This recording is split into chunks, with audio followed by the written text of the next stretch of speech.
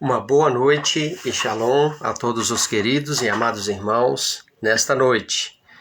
Estamos aqui novamente com a permissão que o Eterno nos concede para poder finalizar a mensagem que comecei há algum tempo atrás, falando sobre Yeshua, o israelita que eu não conhecia.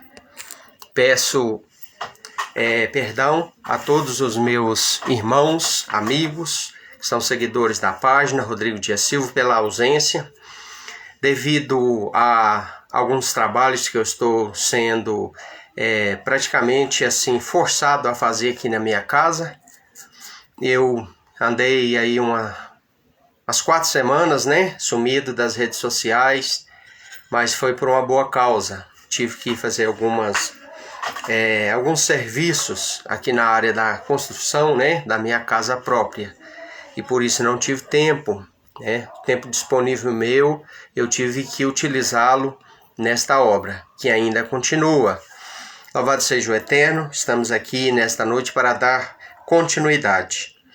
Queridos, foi falado durante as lives anteriores que Yeshua é um e o personagem Jesus é outro. Se for perguntar às pessoas, vão falar que é o mesmo.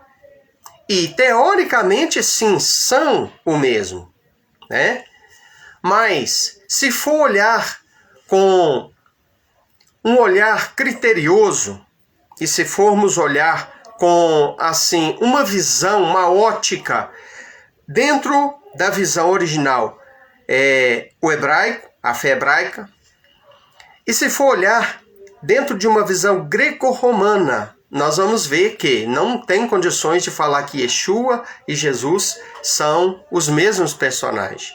Teoricamente, volto a falar, sim, são o mesmo, Mas a religião transformou o personagem real que existiu, chamado Yeshua, o Filho de Deus, em um outro personagem que deram a ele o nome Jesus, que não corresponde ao verdadeiro Filho de Deus, personagem que existiu, Yeshua. Vamos aqui hoje, irmãos, finalizar falando aqui sobre algumas diferenças que visa levar os ouvintes, os telespectadores, aqueles que forem assistir este shiur, que realmente há uma diferença muito grande quando se traça o perfil de quem foi Yeshua HaMashiach e quando traçamos o perfil do personagem criado pela religião cristã como Jesus, em cima do verdadeiro personagem Yeshua. Estou aqui com um outro telefone, Aí não vai dar para ver direito que os irmãos as letras vão ficar invertidas, E aqui de um lado, azul, está as características de Yeshua. E aqui do lado vermelho, do outro lado, está a característica famosa cristã de Jesus. Então vamos ver. Vamos começar pelo verdadeiro personagem. Olha bem. Yeshua é o verdadeiro nome do personagem que Deus enviou para salvar a humanidade. As letras do seu nome não é J-E-S-U-S, Jesus. As letras do seu nome também não são original. Y-E-S-H-U-A, que é Yeshua transliterado para o nosso idioma, a fonética que usamos. Yud, Shin, Vav, Ain são as letras deste sagrado nome, que é o nome de Yeshua. São essas letras aqui, começando da direita para a esquerda. Yud, Shin, Vav, Ai. Assim se escreve dentro da sua originalidade o nome do Salvador e não Jesus. Verdadeiro nome do Messias contém 2 letras do nome do Pai. O nome do Pai, o nome do Eterno, Criador de todas as coisas, ele se escreve também da direita para a esquerda, Yud-Hei, Vav-Hei. Então, o nome de Yeshua contém 2 das letras que compõem o tetragrama sagrado, que é o nome do Pai. Yud-Hei, Vav-Hei. O nome de Yeshua tem o Yud, Shin, Vav, Ai. Então, repete, tem 2 letras do nome do Pai.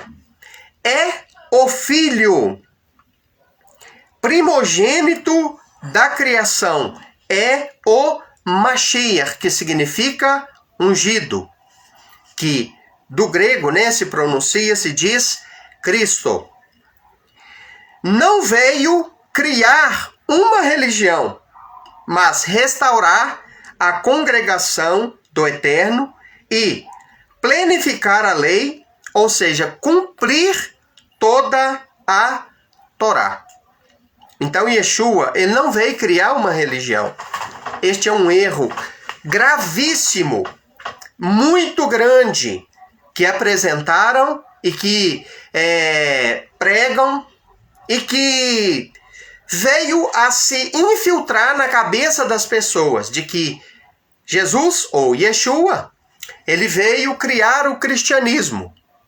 Nós sabemos, irmãos, historicamente, que quem criou o cristianismo, vocês devem buscar confirmação dessas palavras que eu vou citar aqui agora, foi um homem chamado Flávios Constantinos Valério, imperador romano.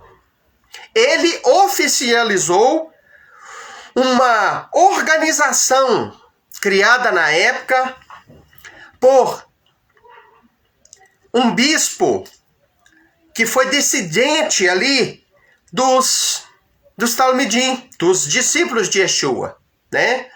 Estamos falando de Inácio de Antioquia.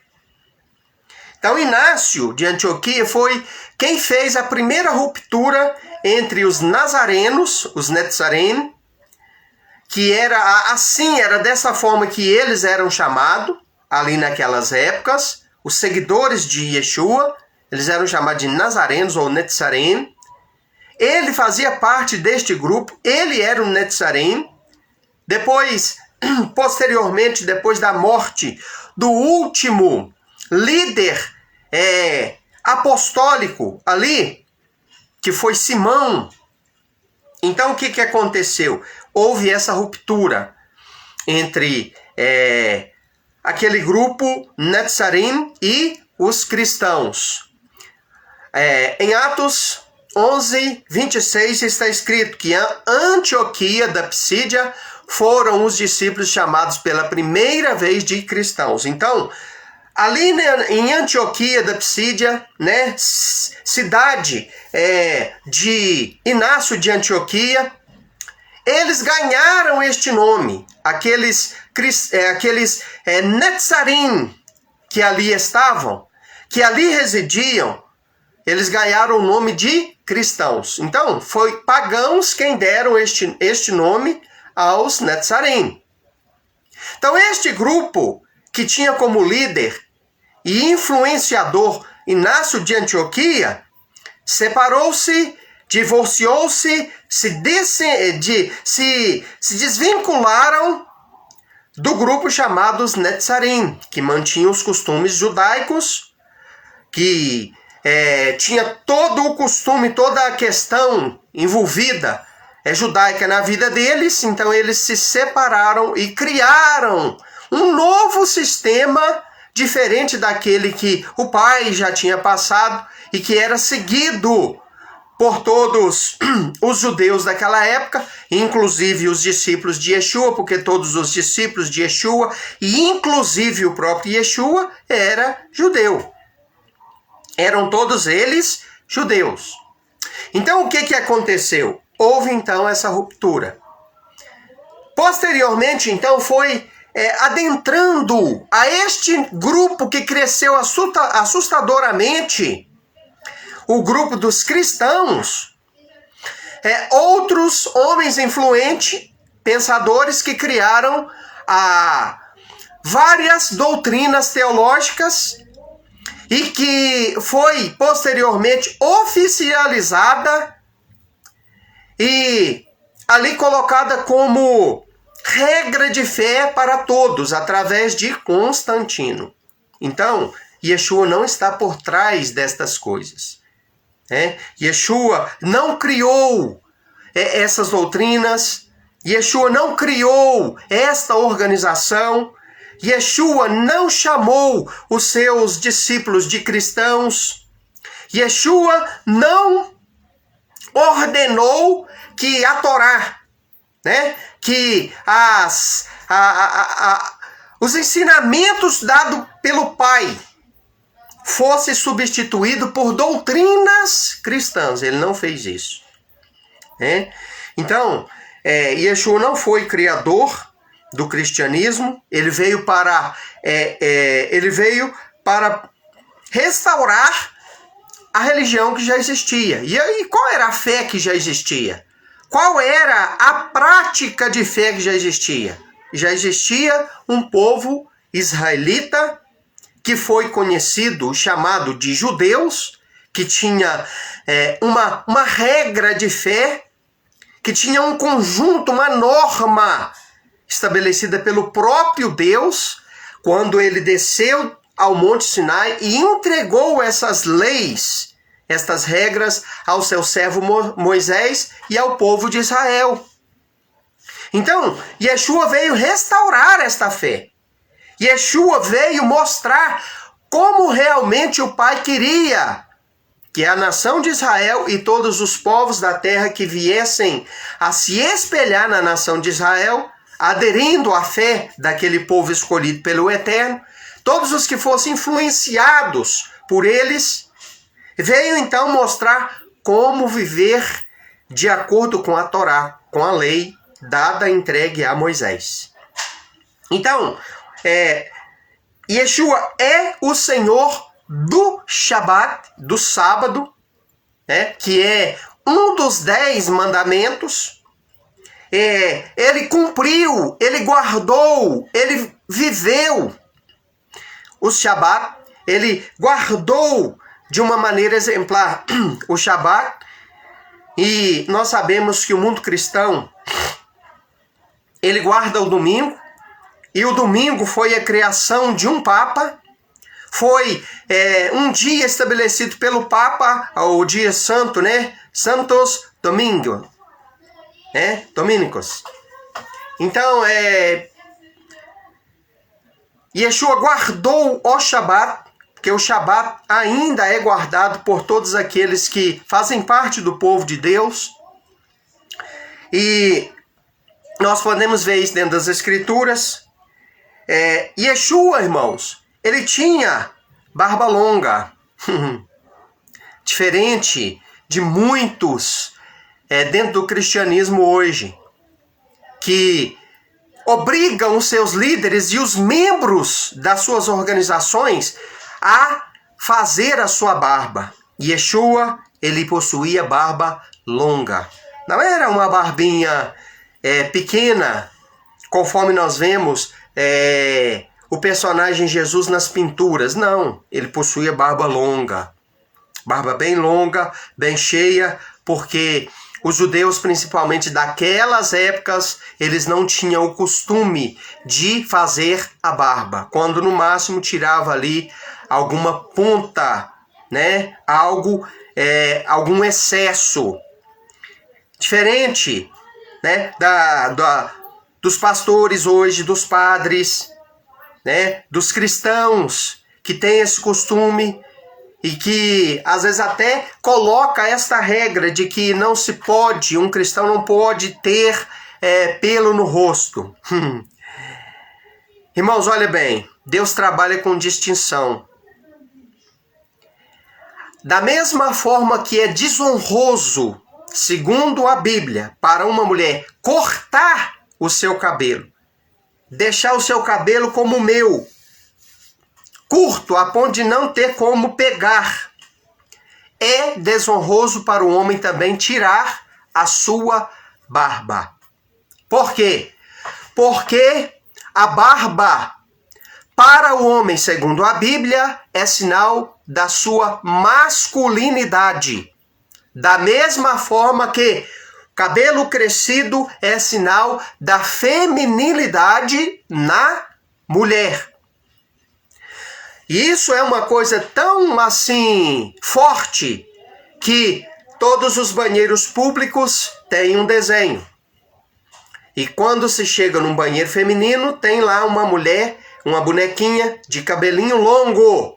É a característica da fêmea, da feminilidade da mulher. E sempre de vestidinho. E o homem, né, sempre tá com um chapéuzinho de calça e tal. É uma figura masculina. Então, Yeshua possuía barbas longas. Você que é pastor, tá me olhando, saiba disso. É simplesmente uma regra estatutária da igreja, das denominações, não ter a sua barba. Hoje eu tenho a minha. Por quê? Porque eu não faço parte mais de nenhuma organização religiosa cristã.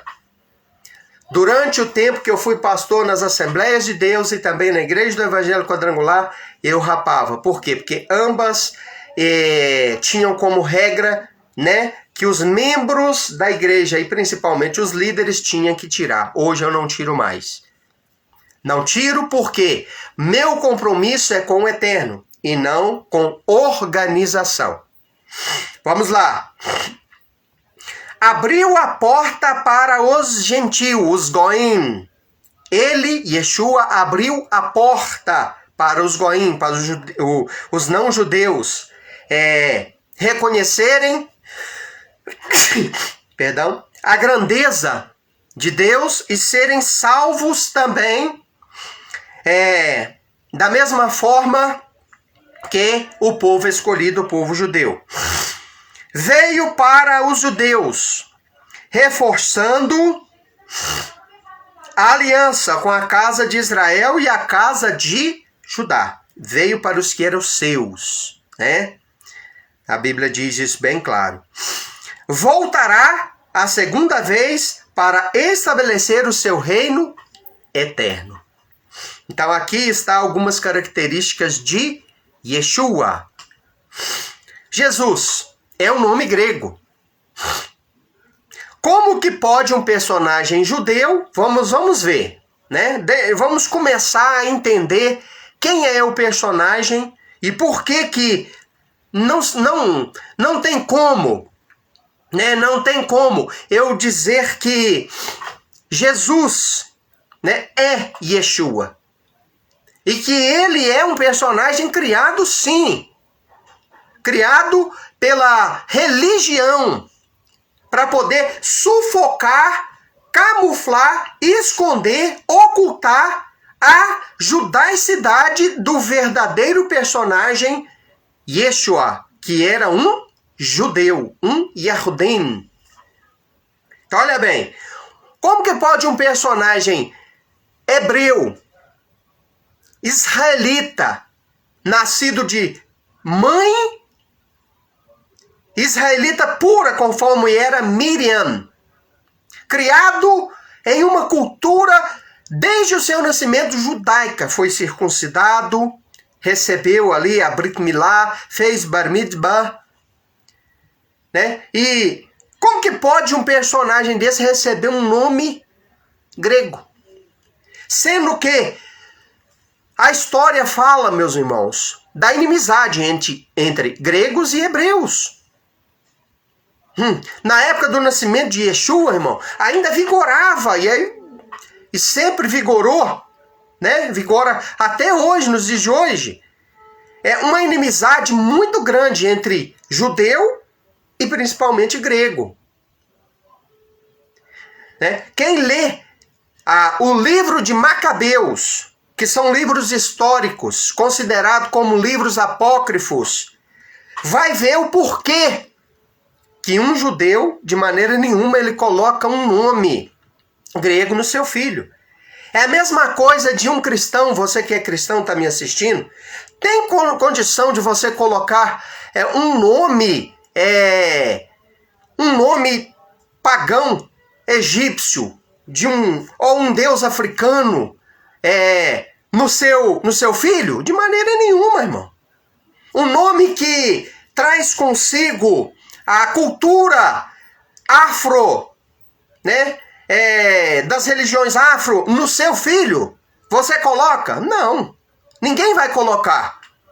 Quem coloca porque não sabe. Por exemplo, Osíris é o nome de uma divindade egípcia. Quem coloca o nome no filho de Osíris não sabe o que está fazendo. Alguém tem coragem de colocar o nome no seu filho de Baal? Na sua filha de Astarote? Neustã? Semíramis? Tamuz? Ninguém faz isso, irmão, porque nós sabemos que estes são deuses pagãos, nomes pagãos. Então, como colocar um nome grego, um nome de origem grega em um personagem hebreu? Não existe isso, irmão. Não existe isso. Então, é um nome transliterado, perdendo assim a verdadeira identidade com o Eterno. Uma figura criada pela Igreja de Roma. Então, este é um nome que foi criado por Roma. Este é um nome que foi criado, meus queridos irmãos, pela religião católica, apostólica, romana. Foi um nome, Jesus, ele não é a transliteração do nome original, Yud, Shin, Vav, Ai, Yeshua. Ele não é a transliteração. Ele não se translitera de forma nenhuma, Yud, Shin, Vav, Ai, para Jesus. Não tem como, é impossível. Não dá. Não tem como.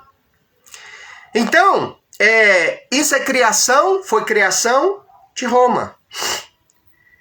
É a segunda divindade da Trindade, conforme nós sabemos que é doutrina do cristianismo, né? A Trindade. E essa doutrina foi criada, irmão, a doutrina da Trindade, ela foi criada por Tertuliano. Ela não se encontra na Bíblia, ela não é bíblica, ela não tem fundamento na fé monoteísta. Daqui a pouco eu vou falar do lado monoteísta de Yeshua e vou te explicar a diferença de monoteísta com politeísta. Então, Yeshua era monoteísta. Não tem como um personagem judeu ser politeísta e ser judeu, porque se ele é judeu de verdade, ele será monoteísta. Por quê? Porque esta é a fé que o Deus Todo-Poderoso, único El Shaddai, Pai de nosso Senhor e Salvador Yeshua, passou para o seu povo. Inclusive, e se encontra na Torá, né, nos ensinamentos da Torá, de que Deus é um. Shema Israel. Adonai Eloheinu, Adonai Echad. Deuteronômio 6,4 na língua hebraica. Ouça Israel, o Eterno é nosso Deus. O Eterno é um. Lá não está falando, Deuteronômio 6,4, que o Eterno é três. Lá está falando que ele é um. Yeshua nunca ensinou para ninguém que existia três deuses. E muito menos ensinou que ele era o próprio Deus. Mostra para mim dentro da Bíblia aonde ele ensinou que ele era o próprio Deus. Ele sempre disse que ele era filho deste único Deus que existe. Então, Yeshua, ele é a segunda pessoa da Trindade segundo o cristianismo. Mas segundo a fé original, ele é o Filho deste único Deus e ele não é a segunda pessoa de uma trindade criada pelo cristianismo, porque quem criou a trindade foi Tertuliano, né? Com base em doutrinas pagãs que já existiam no passado, entre os egípcios, entre os babilônicos, entre os sumérios. Existia lá as divindades trinas, né? Os três deuses principais, sempre na fé pagã antiga. Então, esta doutrina, ela acompanhou os povos no decorrer dos anos, dos séculos e de milênios. Então foi fácil para Tertuliano resgatar essa fé quando os pagãos foram se convertendo, para fazer um sincretismo. Foi fácil para ele fazer um sincretismo, uma mistura, e arrumar uma trindade para incorporar dentro do cristianismo. Foi fácil para ele. Foi muito fácil. Então foi assim que foi feito. Agora, dentro da fé judaica monoteísta, não existe trindade. Então Jesus é um personagem que age contra a própria Torá, as próprias instruções do Eterno, as próprias instruções de Deus. Por quê? Simplesmente porque ele é um politeísta. Ele é o segundo Deus dentro de uma trindade. Ele é a segunda pessoa de uma trindade criada por homens com base no paganismo antigo. Então, pastor nenhum vai te falar isso, padre nenhum vai te falar isso. Por quê? Porque isso só faz parte, né, de uma fé monoteísta. E o cristianismo, infelizmente, ele não é monoteísta. Teoricamente, ele afirma ser monoteísta, mas na prática ele é politeísta. O que é monoteísta? É aqueles que adoram, reconhecem que há existência e adoram um Deus só. Politeístas são aqueles que reconhecem que existe mais de um Deus, que crê nos deuses. Então não tem como você crer em trindade e ser monoteísta. Se você crê em trindade, infelizmente você é um politeísta.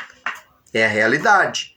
Então, Jesus, esse personagem criado pelo cristianismo, ele é um politeísta. Ele faz parte, né, de um politeísmo.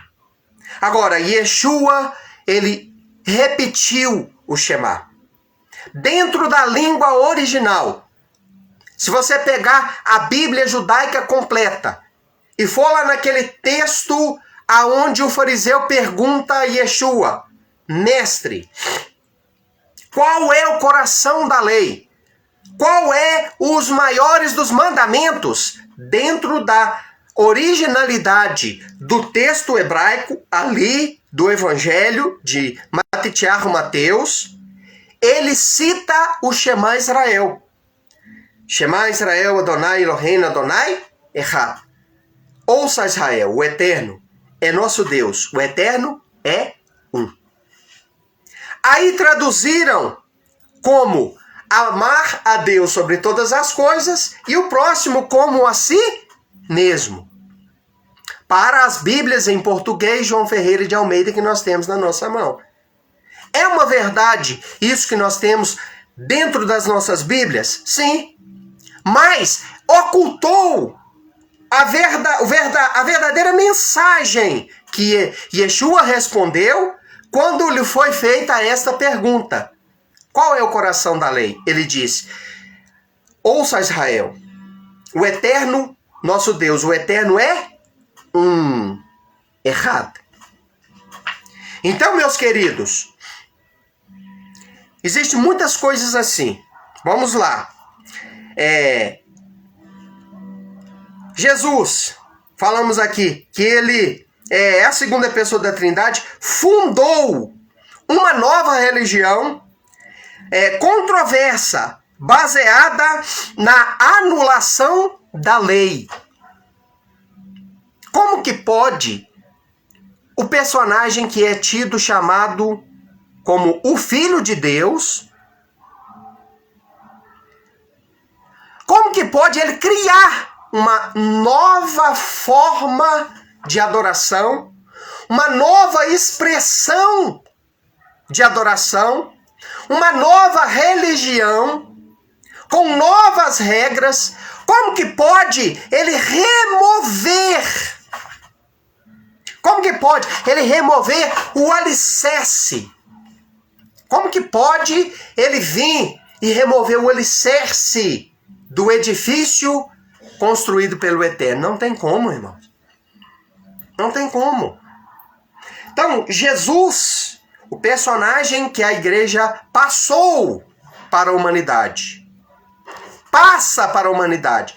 Ele revogou a lei, ele destruiu a lei, ele desfez da lei. Segundo padres e pastores, ele veio para trazer a graça e anular a lei, acabar com a lei. Então é este personagem que a grande maioria das pessoas crê. Criou uma nova religião,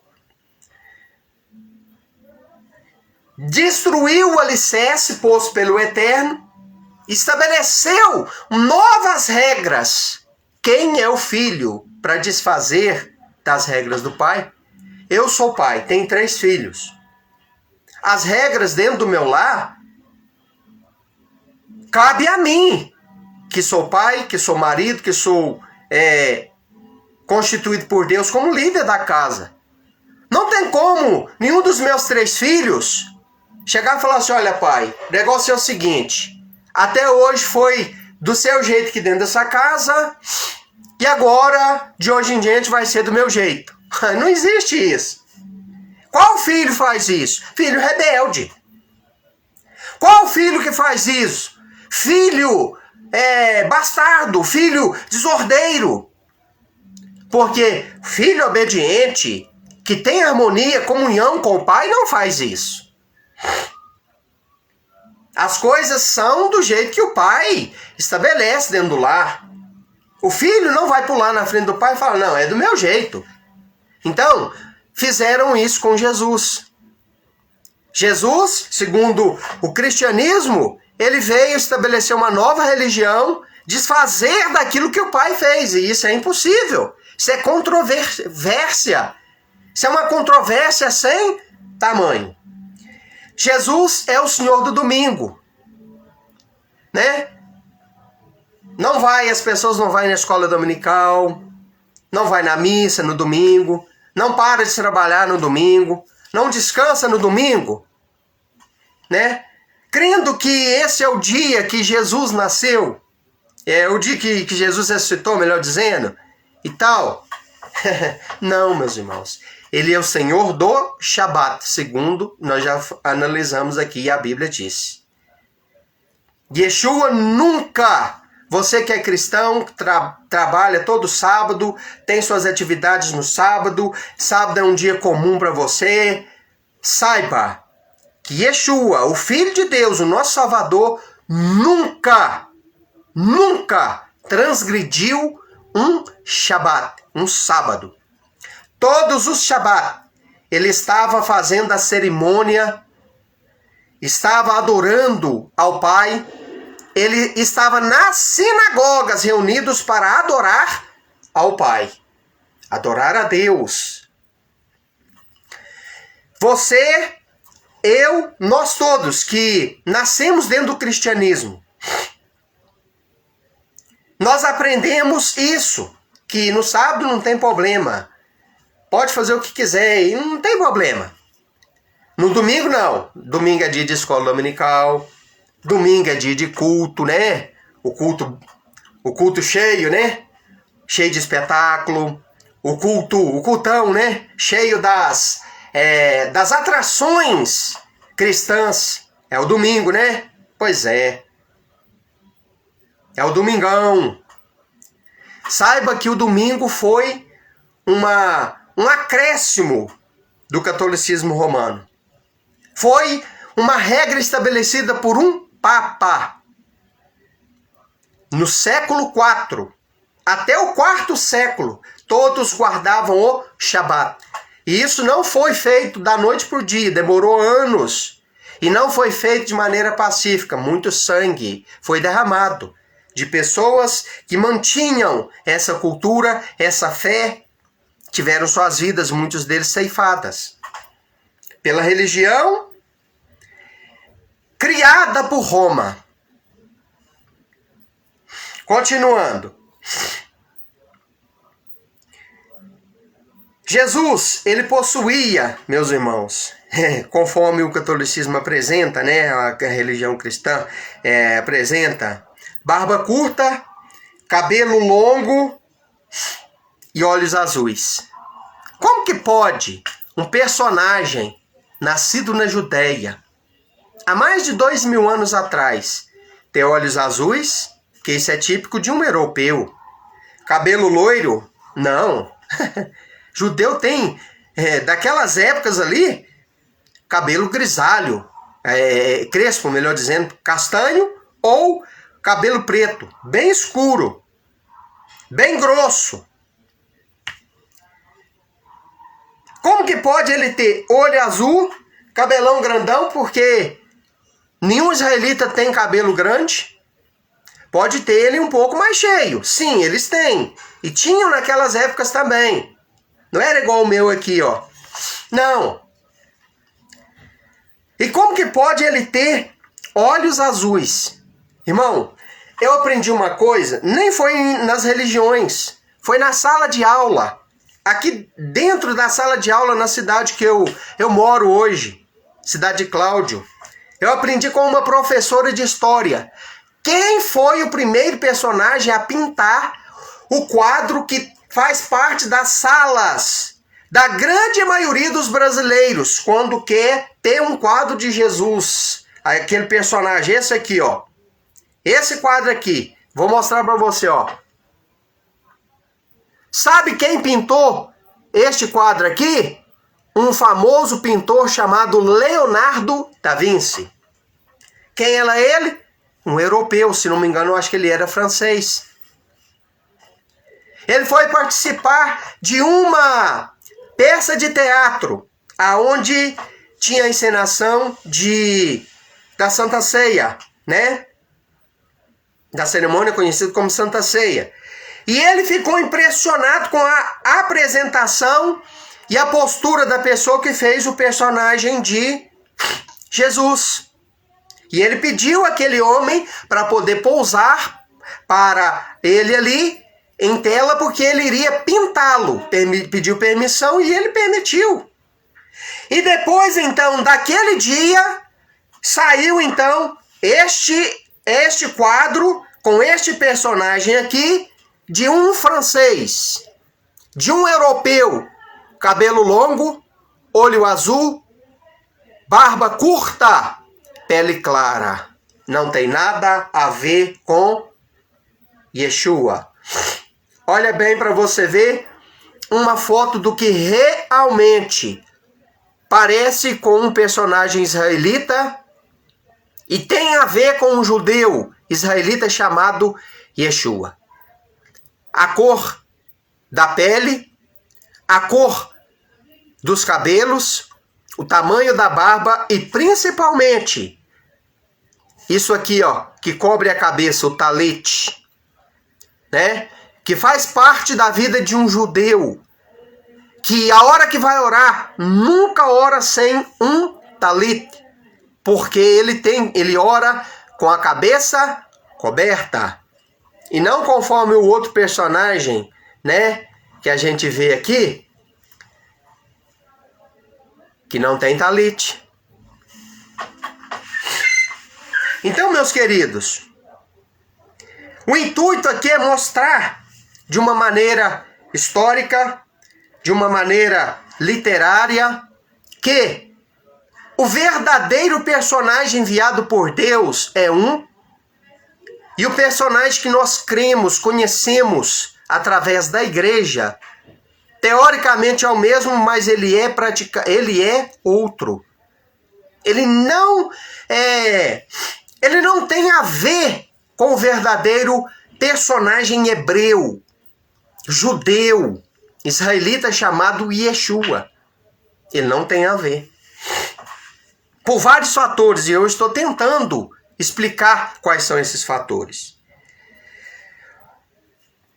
Jesus, usado na teologia da substituição, né?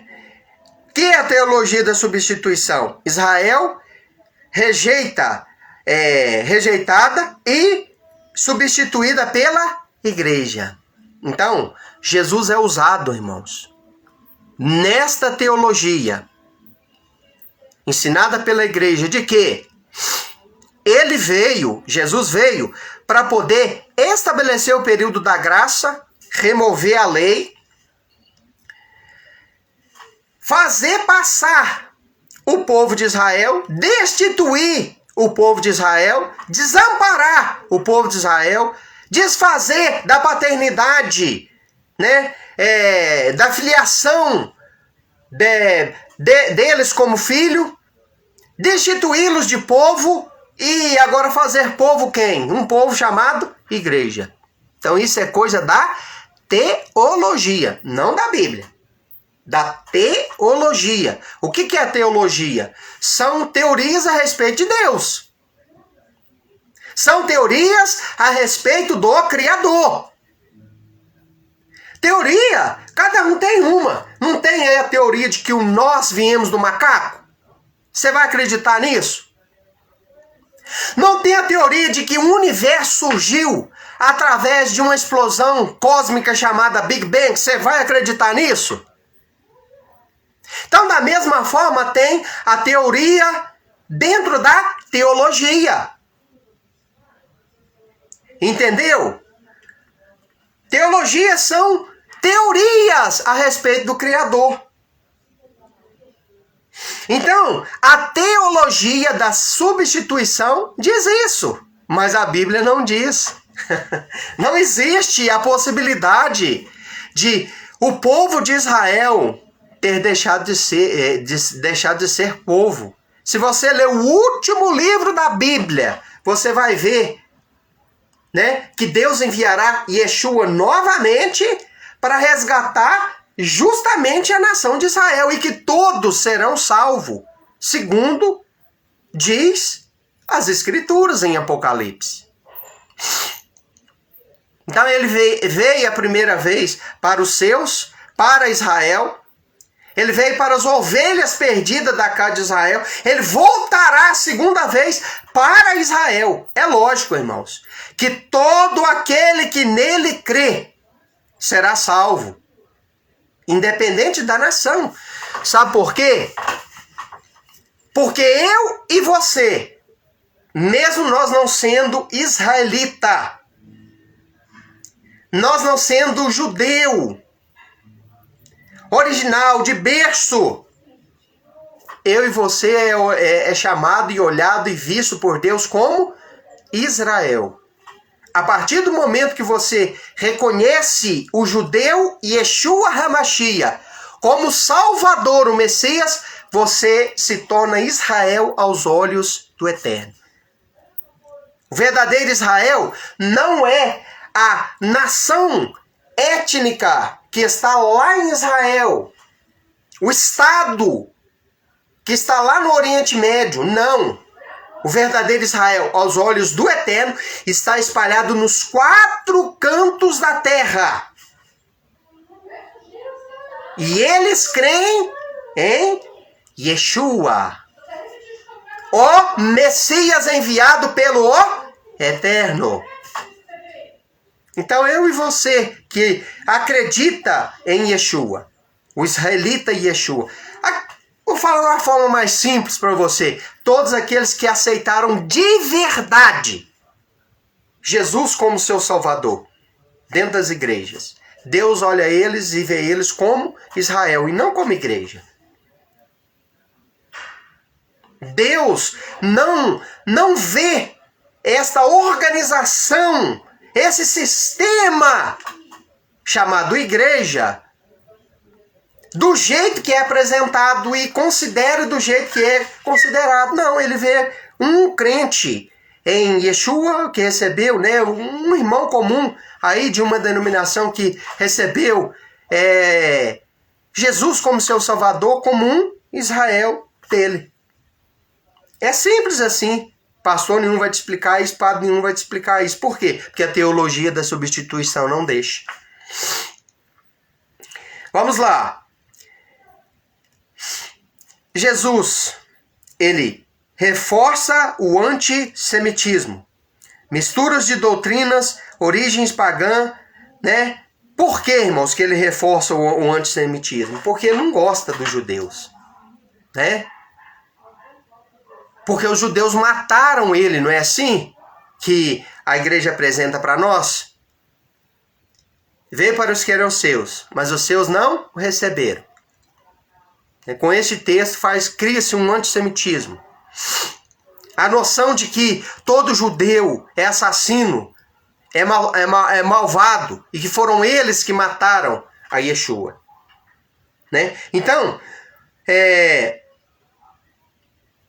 esse personagem, partindo do foco cristão, ele reforça o antissemitismo. Por quê? Porque foi os judeus que matou ele, que crucificou ele, e não foi. Quem foi que levou ele para o madeiro, para a estaca de execução? Foi uma turma de fariseus e saduceus em comunhão com Roma, o Império Romano da época, o governo romano da época, que levou ele para a execução. Mas quem realmente, irmãos, ele morreu realmente por mim, por você, por todos nós. Isso estava destinado a acontecer. Precisava acontecer. Mas quem é responsável pela execução dele foi uma meia dúzia de saduceus e fariseus. Não podemos nem sequer culpar todos os fariseus e todos os saduceus, porque não foram todos. Dentre eles, José de Arimateia, Nicodemos, que servia a Yeshua. Eram servos dele, eles não concordaram com a morte dele, com a execução dele. Então, não podemos ter isso na nossa mente, que foi os judeus que matou a Jesus, que matou Yeshua. Não foi isso, irmão. Então, Jesus reforça o antissemitismo e introduz também, irmão, doutrinas pagãs no meio do povo.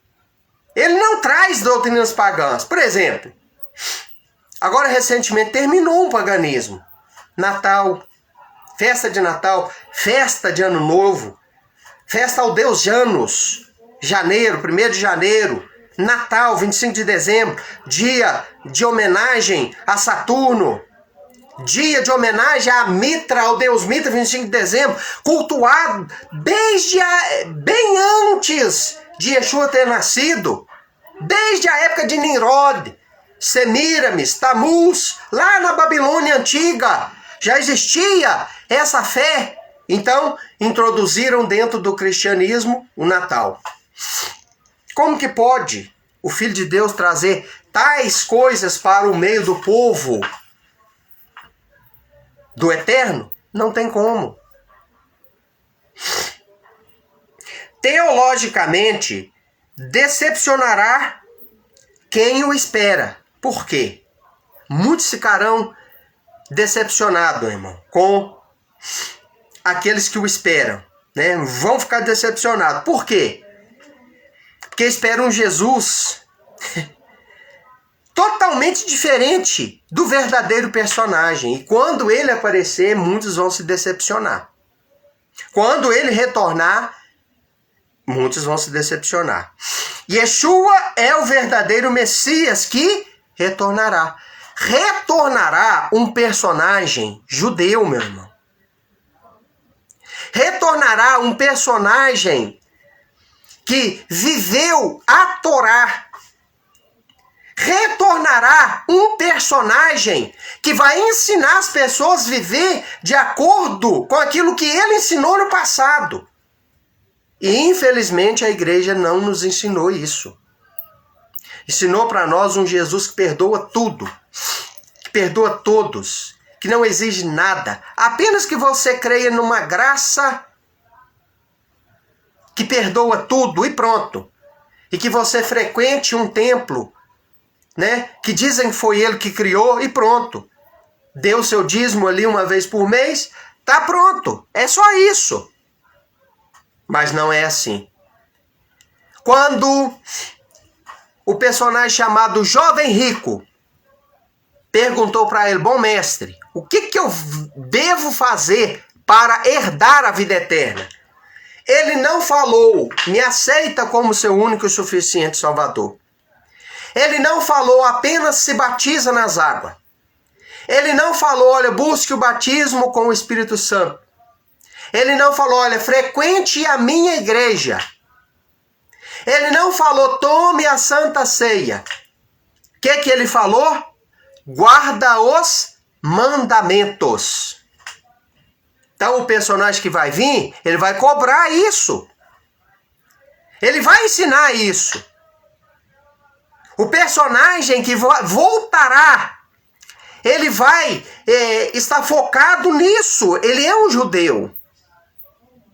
Ele é um personagem, um judeu, um Yehudim. Então, aquele personagem romântico, né? E tal, apresentado pelo cristianismo, que vai voltar, vai arrebatar a igreja. Antes da grande tribulação, muitos se decepcionarão justamente por isso, porque, segundo as escrituras, tudo indica que ele voltará depois deste período negro chamado as dores de Jacob, né? As dores de parto. O período difícil chamado a grande tribulação. Ele voltará depois deste período.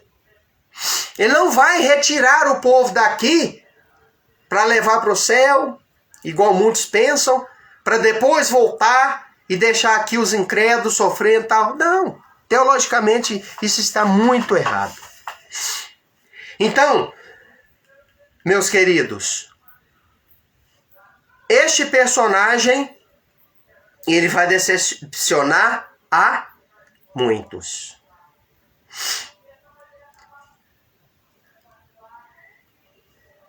Eu quero finalizar aqui lendo um texto a respeito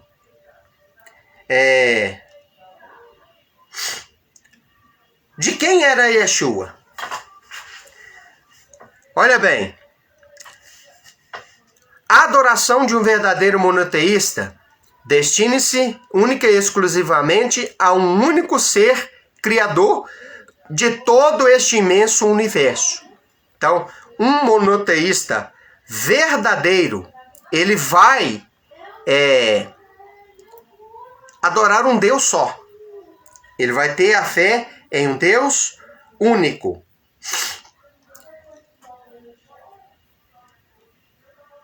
E de todos os seres dessa imensa criação, o próprio Filho de Deus nos ensinou isso. Então, o próprio Yeshua nos ensinou isso, irmão. Quando Hassatan, em Mateus 4, fala para ele assim, olha, tudo isso, mostrou para ele tudo que era riqueza e maravilha deste mundo. Tudo isso te darei se prostrado me adorares. O que ele falou? Somente ao Senhor. Ele não apontou para ele. Ele apontou para o Pai. Somente ao Senhor nosso Deus adorarás, servirás e somente a Ele prestarás culto. Então presta atenção no que está escrito lá. Ele não se incluiu como um ser digno de adoração. Ele apontou para outro. Ele não se incluiu junto. Se ele fosse a segunda pessoa da Trindade, conforme dizem, ele não podia dizer assim, olha, somente ao Senhor. Eles tinham que dizer a nós, e não ao Senhor, a nós. Ele não é o próprio Deus? Ele não era Deus também? Conforme diz o cristianismo. Então, somente ao Senhor teu Deus adorarás e prestarás culto. Foi isso que ele ensinou. Então, meus queridos, ele ensinou isso. Lá em Mateus, capítulo 4, versos 9 e 10. Leia na sua Bíblia para você ver a resposta que ele deu e se ele se inclui, né, como um ser digno de adoração igual ao Pai. Ele não faz isso. Ele nunca ensinou isso.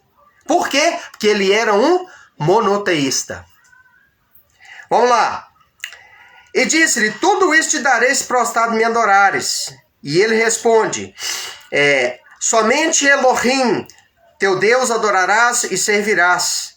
Aprenda isso. Vamos lá. Yeshua tinha um Deus e Pai. Então, olha bem, irmão. Como que alguém que é Deus tem um Deus? Não pode.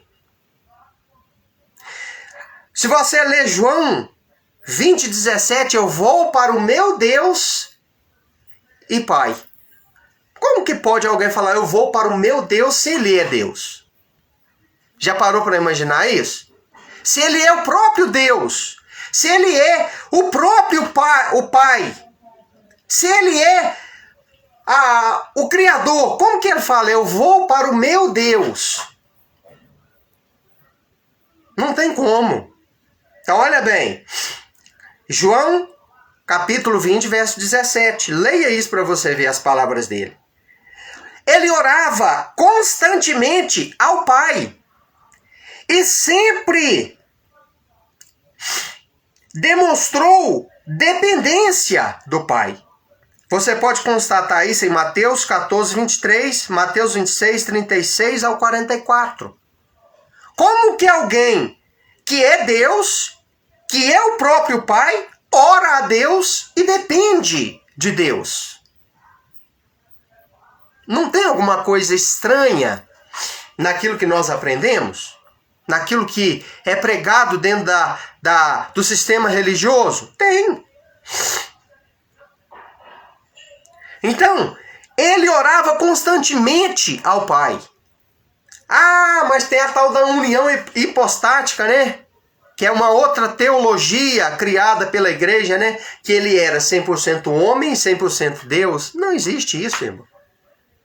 Matematicamente falando, não existe esse negócio de ser 100% isso e 100% aquilo. Não existe 200%. Ou ele era 100% homem, ou ele era 100% Deus. Não adianta. Isso aí não casa essas duas coisas. É igual óleo e água, não mistura.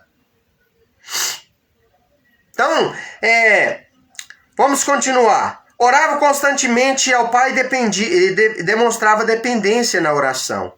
Ao orar, sempre se dirigia ao Pai e não a si próprio. E ensinou seus talmidim discípulos a fazer o mesmo. Quando ele, irmãos, foi instado a ensinar eles a orar, Mateus 6, versículo 6 ao 9, quando ele ensinou a oração do Pai Nosso, o que ele falou? Pai nosso que estais no céu. Foi o que ele ensinou os discípulos a fazer quando for orar. A buscar, a clamar o Pai. Pai nosso que estás nos céus. Avinu Sheba Shamayim, Itkadesh Shindha. Foi assim que ele ensinou. As pessoas se dirigir ao Pai e não a ele mesmo. Você que faz oração direcionando a sua oração a Yeshua, a Jesus. Está errado, não é isso que ele ensinou. Não é assim. Você nunca leu a Bíblia, não? Leia Mateus 6, 6 ao 9 para você ver. Os discípulos perguntou, Senhor, nos ensina a orar? Ele falou, ensino. Quando for orar, diga, Pai nosso que estás no céu. Ele ensinou você, eu, nós todos a orar e a se dirigir a Deus, ao Pai, e não a Ele. Ai, Jesus, me dá uma casa própria. Ai, Jesus, me cura. Ai, Jesus, abra a porta de emprego para mim. Não, ele não te ensinou isso. Quem te ensinou isso foi o sistema religioso. Agora, Yeshua te ensinou você a orar ao Pai. Leia sua Bíblia em Mateus 6, 6 ao 9. Leia aí. Então ele se dirigia, toda vez que ele ia orar, ele se dirigia ao Pai.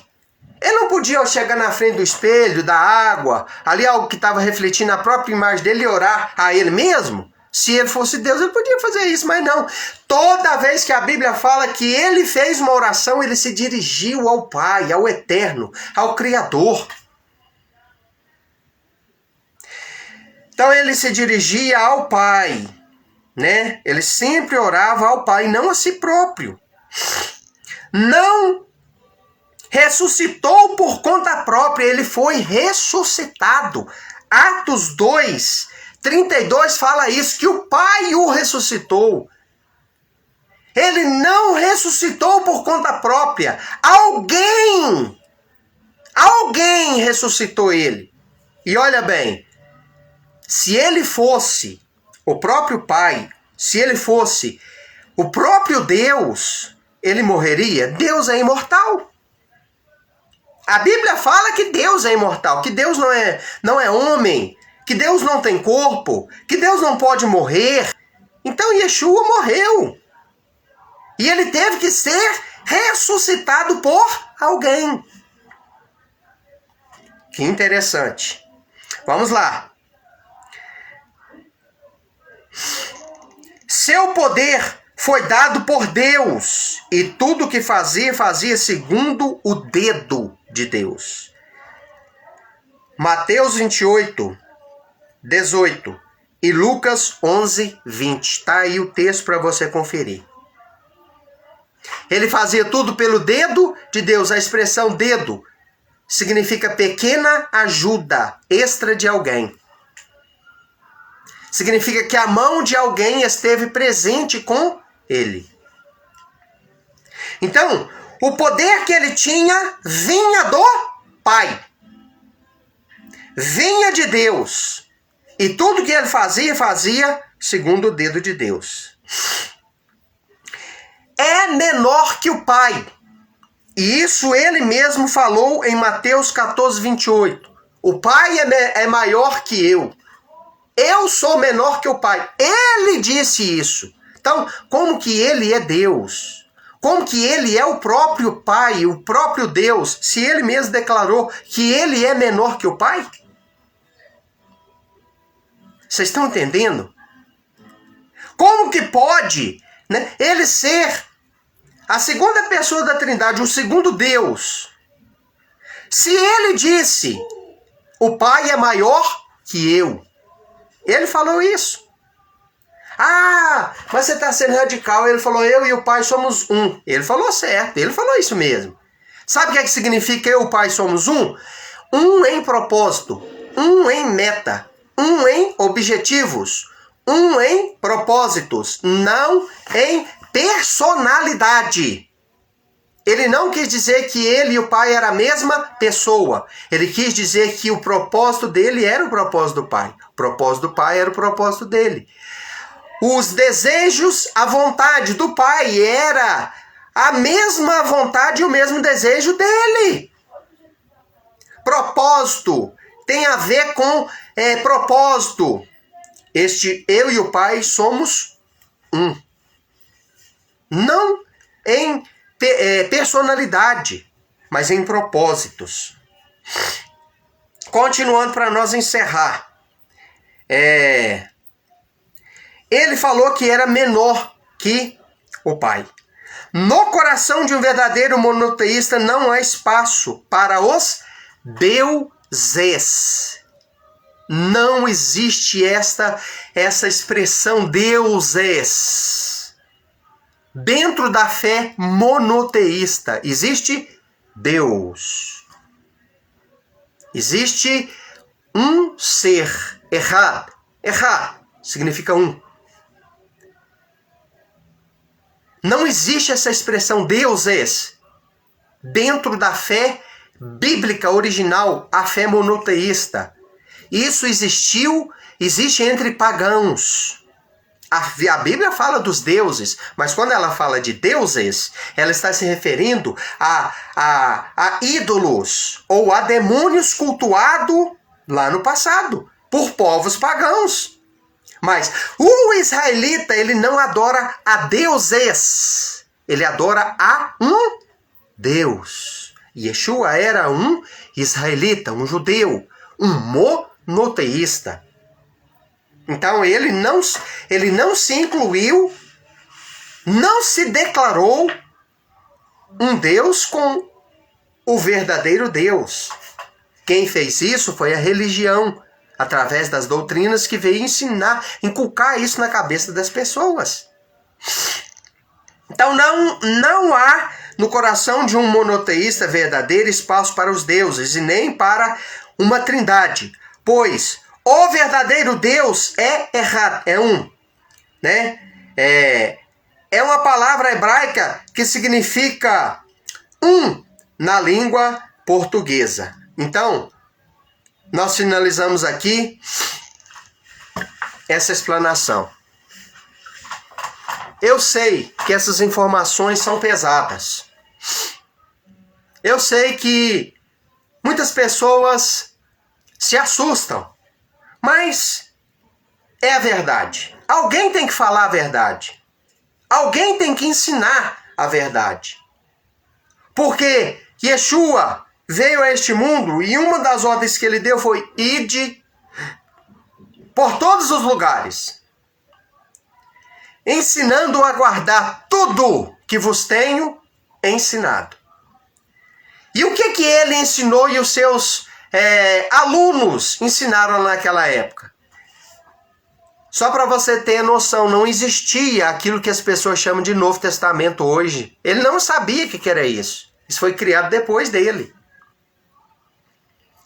Ele não ensinou nada daquilo que nós conhecemos hoje como o Novo Testamento. Ele não conhecia as cartas que Paulo escreveu para instruir pessoas naquela época. Ele não conhecia as epístolas que outros personagens universais, escreveu para poder os grupos que foram conhecendo o Messias e aderindo à fé naquela época, precisou de informações, ele não conhecia. Yeshua nasceu, viveu, morreu e ressuscitou sem conhecer aquilo que nós conhecemos como chamamos hoje de o Novo Testamento.